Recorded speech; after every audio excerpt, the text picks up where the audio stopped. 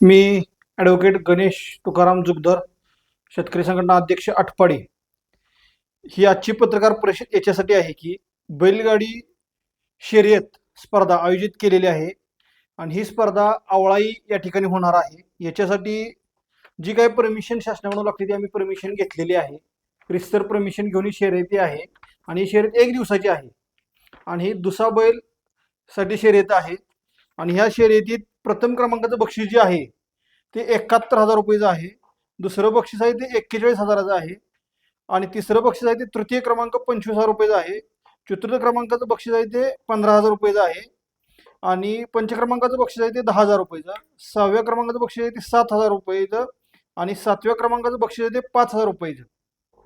त्यानंतर क्वार्टर फायनलसाठी प्रत्येकी 1,000 रुपये बक्षीस देण्यात येणार आहे आणि तसेच मेगा फायनल म्हणजे 3 नंबरची गाडी उतरती त्याच्यासाठी सुद्धा 500 रुपयेचं बक्षीस आणि सन्मान चिन्ह देण्यात येणार आहे आणि ही शर्यत आयोजित केलेली आहे. या शर्यतीमध्ये सर्व शेतकरी बैलगाडी मालकांनी म्हणजे छोट्या ज्यांना कोणाला गुलाल मिळत नाही ही त्यांच्यासाठी मैदान आहे गुलाल मिळण्यासाठी. त्यासाठी सर्व शेतकऱ्यांनी या स्पर्धेत सहभाग घेऊन गुलालाचं मानकरी व्हावं आणि 14 बैलगाडी ही 21 गाड्या सहभागी गुलालात राहणार आहेत म्हणजे 42 मालक या स्पर्धेत गुलालात राहणार आहेत. तसेच काही लोकांनी आमच्याविषयी टीप टाकली होती की बैलगाडींच्या मालकांना बक्षीस दिलं जात नाही. असं कोणतेही होणार नाही. बक्षीस वाटप 5 तारखेला आपल्या समोर आणि पत्रकारांच्या समोर हे मरीमाता देवीच्या मंदिरामध्ये होणार आहे.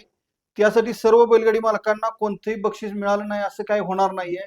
जर कोणत्या बैलगाडी मालकाला कावर आमच्याकडून अन्याय झाला तर त्या बैलगाडी मालकांना तिथं लाईव्ह असते ते लाईव्हचं फुटेज घेऊन तुमच्याकडे यावं आणि त्याबाबत तुम्ही आम्हाला ते प्रश्न विचारता ह्याच्यासाठी पत्रकार परिषद आहे आणि कोणत्याही बैलगाडी मालकावर अन्याय केला जाणार नाही. या ठिकाणी आम्ही जे 2 निकाली पंच नेमणार आहे त्यात कुठली आयोजक कमिटी हस्तक्षेप करणार नाही. त्या 2 पंचांनी जो निकाल दिला असेल तो मान्य असेल आणि तो निकाल आयोजक कमिटीने नेमलेले पंच हे स्क्रीनद्वारे देणार आहे. तिथं लाईव्ह बघून गाडी कुणाची बसली कुणाची नाही आणि जे काही नियम असतील ते त्या दिवशी सकाळी त्या ठिकाणी पुकारले जाणार आहेत. त्यामुळं सर्वांना माझी बैलगाडी मालकांना विनंती आहे की सर्व बैलगाडी मालकांनी या स्पर्धेत सहभागी व्हावं ही विनंती. दिनांक 5/5/2026 रोजी सकाळी 8 वाजता मैदान चालू होणार आहे. सायंकाळी 6 वाजता मैदान संपन्न होणार आहे.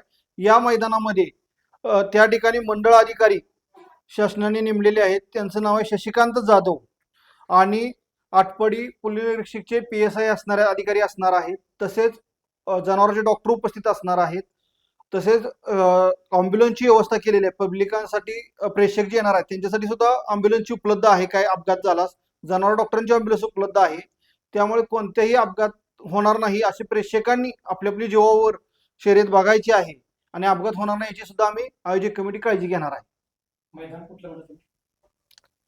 आवळाई काय ठिकाण असेल? आवळाई आटपाडी रोडला.